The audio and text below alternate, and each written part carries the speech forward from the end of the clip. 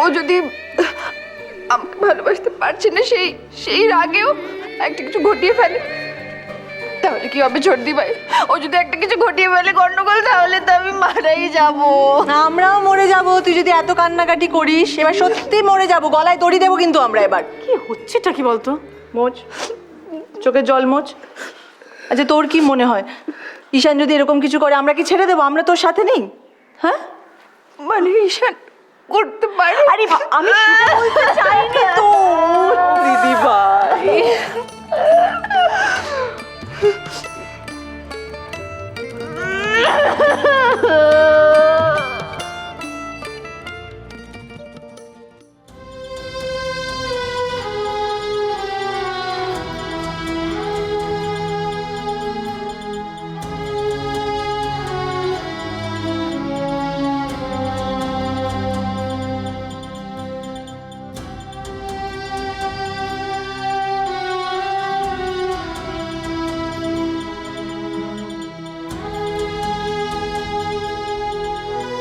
তুমি যা বললে সেগুলো তো সব অবিশ্বাস্য লাগছে। ওরা তোমাকে আটকে রেখেছিল, তার মানে তোরা খুব ডেঞ্জারাস লোক। ওরা আমাদের বাড়ির সমস্ত খবর সবকিছু জানে। আচ্ছা তুমি যে পালিয়ে এসেছো, ওরা তো ছেড়ে দেবে না, ওরা নিশ্চয়ই কিছু করবে। কার যে কখন কি ক্ষতি করে দেবে সেটাই তো বুঝতে পারছি না। ক্ষতি? ওরা আমাদেরকে ক্ষতি করবে, কিন্তু কিন্তু কোকোর জন্য রাইমার যদি কোনো ক্ষতি হয় আমি সইতে পারবো না, মরেই যাবো। না মা, আমার কিচ্ছু হবে না, আমার কিচ্ছু হবে না। আমি তো সাবধানে থাকি না মা, আপনি এরকম করবেন না প্লিজ। আমার তোমার জন্য খুব চিন্তা হয় রাইমা, খুব চিন্তা হয়। তুমি একা একা সব কাজ করো, বাজারে যাও, স্কুলে যাও, আমাদের জন্য ওষুধ কিনতে দোকানে যাও। ওরা যদি তোমার কিছু করে। না মা, না এরকম করে না মা, এরকম করে না, এরকম করবেন না। চুপ শুনছো ওরা যদি রাইমার কোনো ক্ষতি করে? শোনো কি হবে না হবে আমরা কিছুই যখন জানি না, সেটা ভেবে কষ্ট হয়ে তো লাভ নেই কোনো। তার চেয়ে চলো না আমরা বরঞ্চ ভেতরে যাই। হ্যাঁ চলো চলো চলো চলো ভেতরে যাই। আসলে রাইমার আর কনিষ্ক দুজনের কাছে অনেক কথা বলার আছে জানো। কতদিন কথা বলেনি, ওদের আমরা একটু একা রেখে দিই। থাকো চলো।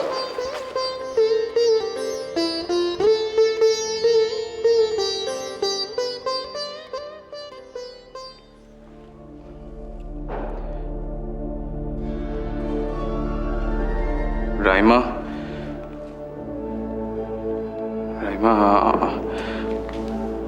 I'm very সরি বলবে তো?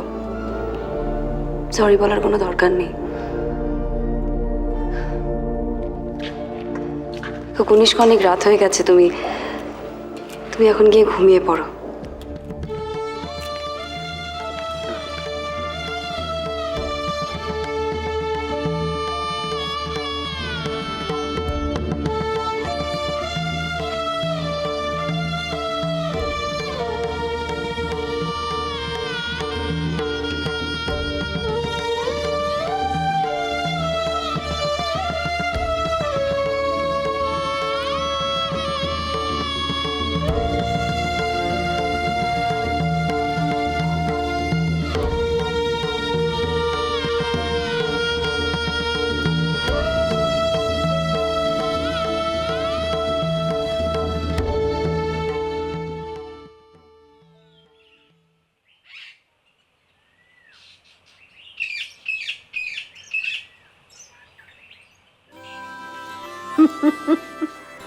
কি হলো দাদু ভাই,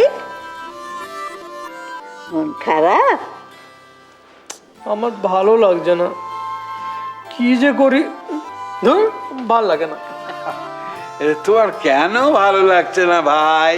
ওই লতিকা, আরে আমার সাথে সব সময় ঝগড়া করবে, আচ্ছা ঠাম্মা তুমি বলো, আমি কি ওর সাথে কোনো শত্রুতা করেছি? আরে আরে ভাই, মেয়েরাও ওই রকম একটু আধটু ঝগড়াঝাটি করেই থাকে।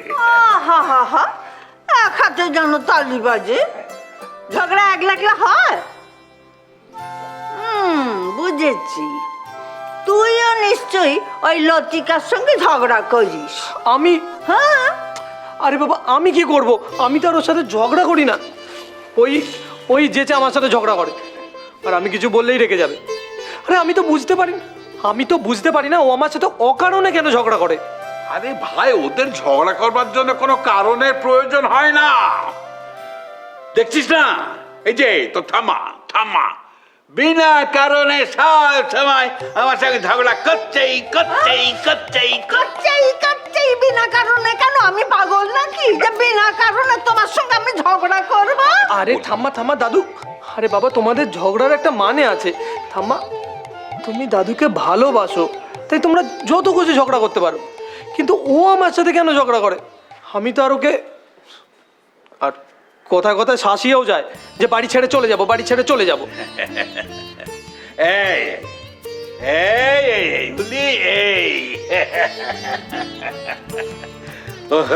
ওদের একটা রোগ আছে জানিস কি, তোর কথাই পেরে ওঠে না, তখন একটি মোক্ষ মস্ত ওদের জানা আছে, চোখের জল আর ধমকি, বুঝলি না, চোখের জল আর ধমকি। সব সময় বলে এই চলে যাব, জানে না গেলে পরে কত কষ্ট হয়, ছেড়ে থাকতে কত কষ্ট হয়। কেন? কষ্ট কি শুধু এক পক্ষেরই হয়? আমি তো বুঝতে পারি না, ভালোবাসলে এত রেগে যাওয়া কেন, এত ঝগড়া কেন, আর এত দূরে চলে যাওয়াই বা কেন? এ তো অতি কঠিন প্রশ্ন দাদু ভাই। এই প্রশ্নের উত্তর জানা থাকলে কি আর ঝগড়াঝাটি হতো? আরে বাবা, আচ্ছা দাদু, তুমি আমাকে একটা কথা বলো। হ্যাঁ, বলো। তোমার আর থাম্মার তো অনেক দিন বিয়ে হয়েছে। অনেক দিন। থাম্মাকে কখনো তোমাকে ছেড়ে বাইরে গেছে বলো?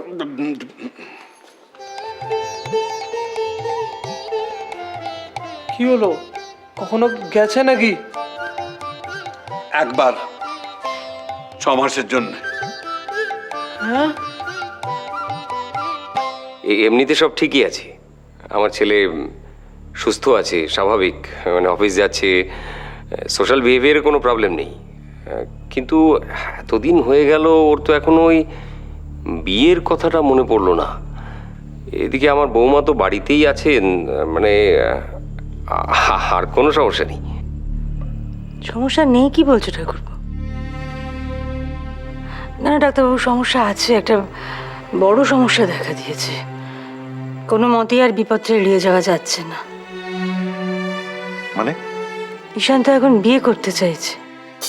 হোয়াট? হ্যাঁ, মানে ওর তো ওই পাত্রী দেখা টাকার ব্যাপারগুলো মনে আছে, তাই ও ভাবছে যে কেন আমরা ওর বিয়ে দিচ্ছি না। আচ্ছা ডাক্তারবাবু, এক্ষেত্রে কি আমরা ঈশানের বিয়ের কথাটা বলে দিতে পারি?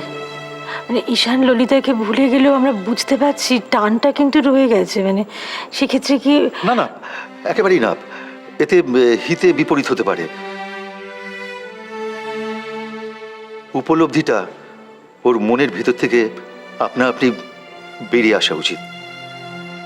ও, তাহলে উপায়, মানে এর কি কোনো চিকিৎসা নেই? না, চিকিৎসা নেই আমি তা বলবো না, তবে সাইকো অ্যানালিসিসের ব্যাপারটা একেবারে কোনো উপায় না দেখলে তখন আমি সাজেস্ট করব। আপনারা বরং একটা কাজ করুন, আমার মনে হয় এতে উপকার হতে পারে। শুনুন।